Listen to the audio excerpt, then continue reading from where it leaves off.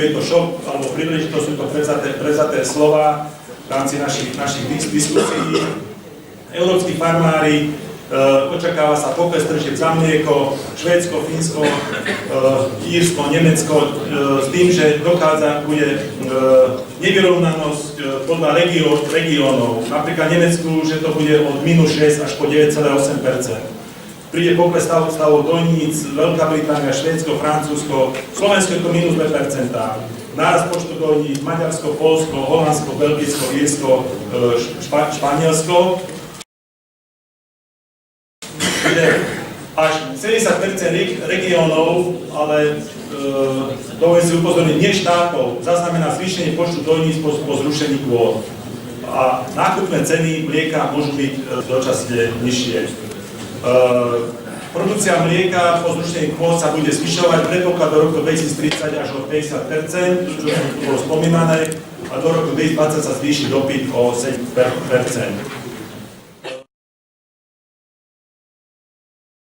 V rámci spracovateľského sektoru rýchlejšie bude postupovať globalizácia v mliečnom sektore, čo výsledkom bude väčšia špecializácia, silný finančný režim, čo stále očakávame od mliekarenského sektoru. Ale tieto veci, ktoré tu prezentujem, nepreťaľujte si to na Slovensko v rámci Európskej únie, lebo nie všetky veci súvisia so Slovenskom. Očakávajú sa investície do spracovateľských podnikov a klasická pripraviť sa na volatilitu nákupných cien mlieka a bude dopyt po kvalitnom mlieku spracovať s tým, že mliekári dokážu spracovať všetkú surovinu a spracovateľský priemysel alebo mliekárne by mali žiadať od farmára kvalitnú surovinu, budú ich tom podporovať cez vzdelávania kontrolníkom na farmách. A to myslím, že by mohlo byť to, čo na Slovensku máme medzery v tomto boje, že chovatelia a spracovatelia musia si nájsť lepšiu komunikáciu hľadiska vzdelávania a kvality, pri výrobe kvalite mlieka, aby to jednak nebolo postavené len na komerčných firmách, ktorými spolupracujem pri výžive a biológii a rôznych veterinárnych vecí, ale aby do toho veľmi aktívne vstúpili aj spracovatelia. Dovolil som si pár poznámok dať, čo sa týka čo sa predpokladá na Slovensku. Dále som tam dal otáznik, pokles stavov dojníc o 2% viac, čo je vlastne taký globálny pohľad cez Európsku úniu. Myslím si, že to, čo tu bolo prezentované, asi nikto tomu neverí, že len o 2% klesnú dojnice, ale závisí na tom, ako sa s tým teda popasujeme.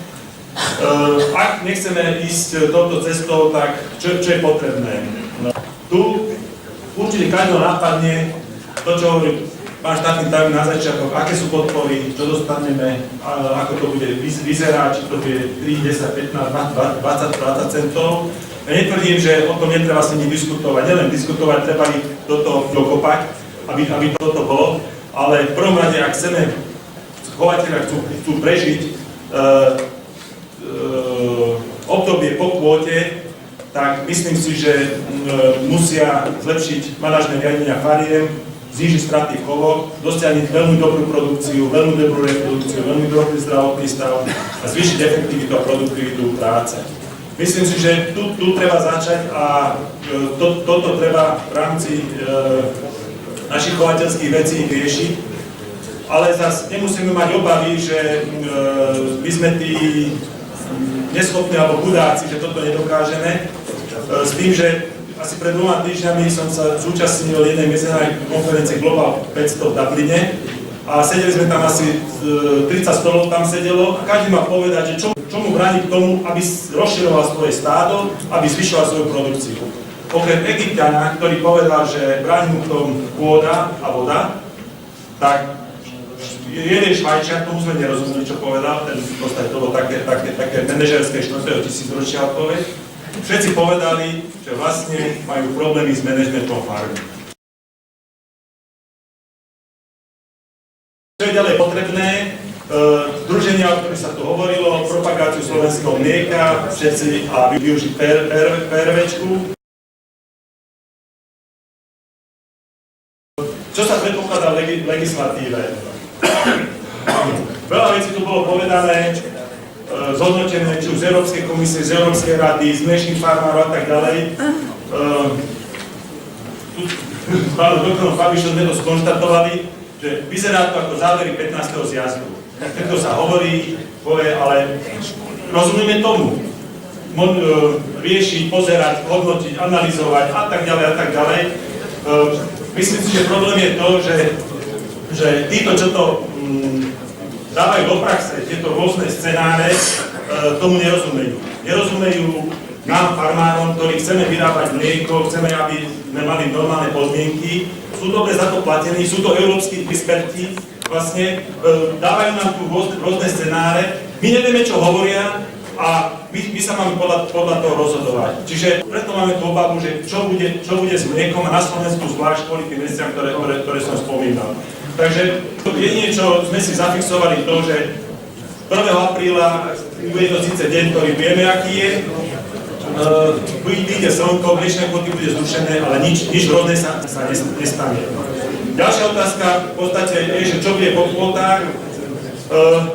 Kvóty nahradia kontrakty. Čo to znamená, že to bude kontrakt medzi prvovýrobcom a spracovateľom, ktorý bude daný a jednoducho bude riešený. Ďalšia obava tu je to, že je rozdiel kontrakt, ktorý tu hovoríme v Írsku, je spravený, kontrakt, ktorý je vo Švédsku, kontrakt v Nemecku, alebo kúpna zmluva, a problém je kúpnej zmluve, ktorú máme my na Slovensku.